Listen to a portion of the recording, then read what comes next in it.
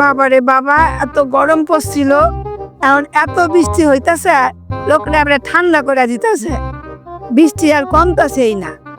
ছেলেরা যাইতেছে স্কুলে, খালি মাথায় করে ছাতা মাথায় দিয়া, ছেলে কে জল কি আর থামে, দামাদান ভিজাইতেছে।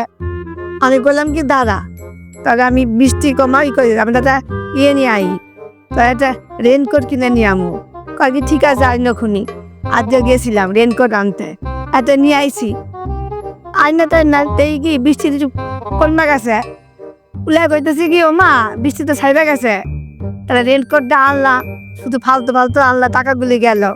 আমি তো আরে আম্মুকের কথা, আরে ছাড়ছে কোথায়, আবার দেখ হইব না, দেখিস কোনে। উমা খানিকটা বাদে আবার জমজমে বৃষ্টি আইছে, এবার কি হয় জায়গা দোকানে গিয়ে ফেরত দিয়াই, আর তো রাখতো না তোর, তখন আসতেছে।